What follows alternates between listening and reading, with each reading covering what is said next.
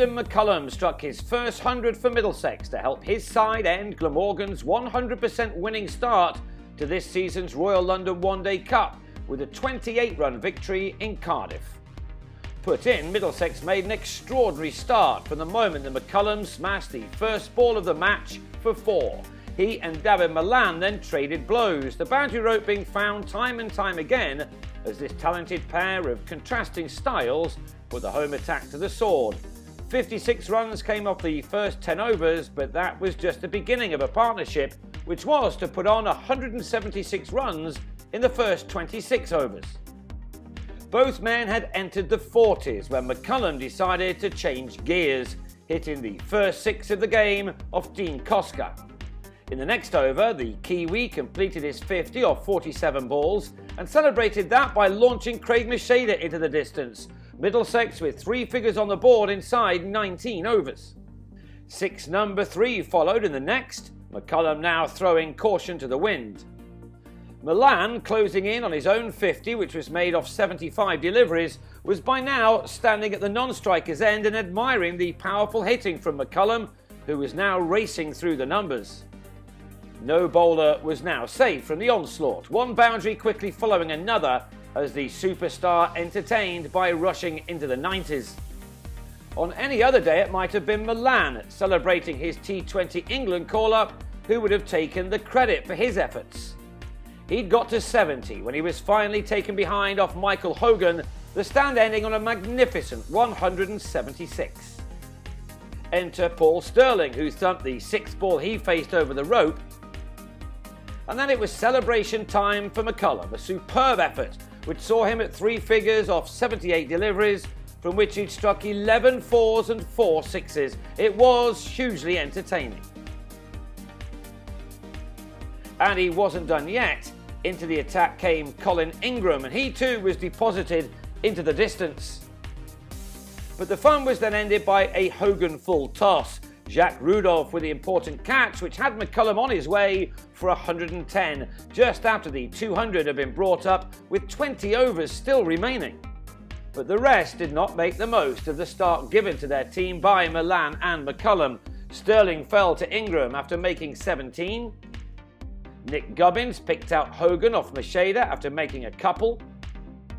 And after the boundaries had completely dried up, Owen Morgan was another victim of Ingram, Andrew Salter completing the dismissal with a catch at deep square. After all the fun of earlier, 15 overs passed by without a single boundary, and within that time John Simpson offered Graham Wagg a return catch, and James Franklin gave Ingram a surprise package, his 3rd wicket for figures of 3 for 38. From 176 without loss after 26 overs, Middlesex had slipped to 248 for 7 after 46, and so now, as it was to turn out, the late partnership between Toby Rowland-Jones and Ollie Rayner was crucial to the cause. Rayner hit Wagg for a 6 in the penultimate over, and Rowland-Jones repeated the dose in the last from Hogan, these two adding 46 runs in 26 balls to take the final score to 294 for 7. It was much lower than it might have been, but it was still a decent score on a pitch which had helped these slower bowlers. Glamorgan, leaders of the group, needed a solid start to their reply, and that's just what Rudolph and David Lloyd gave them. Indeed, they actually made even better progress in the first 10 overs than McCullum and Milan, this pair taking 63 runs from those. Lloyd dominated the scoring, and so James Fuller would have been delighted to see the back of him for 41, Sterling with the catch in the deep to end an opening stand of 65. The Welshman still had the edge though when Will Bragg came in to join his skipper. Between them, these two were able to take their team into 3 figures in over number 19, their partnership eventually realising 49 runs in 11 overs. To be fair, Rudolph had never really got out of first gear and so would have been very disappointed to fall for 45 as Franklin had him taken behind after bringing himself on to bowl.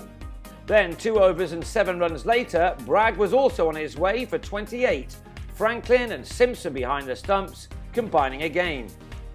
And when the two were involved yet again in the wicket of Anna and Donald, Glamorgan were left to find 151 runs off the last 20 overs, Franklin delivering a telling spell.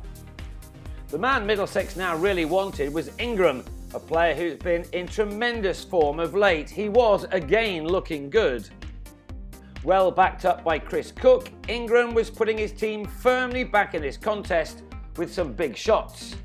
He reached his latest 50 with his second 4 to go with his 3 maximums, his half-century coming from 47 balls. Still, with 6 wickets in hand, the runs required were down to 87 from 60.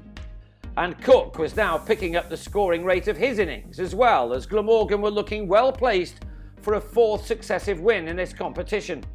But then Milan, brought on to bowl the 42nd over, had Cook held by Roland Jones at long on for 41 to end a partnership of 88.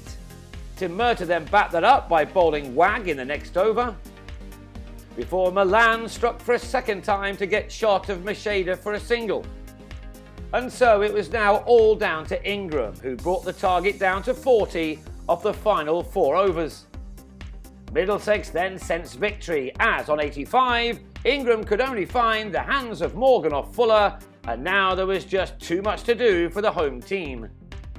They had to go for it, of course, and in doing so, Cosco was bowled by Roland Jones, and Fuller did the same to Salter.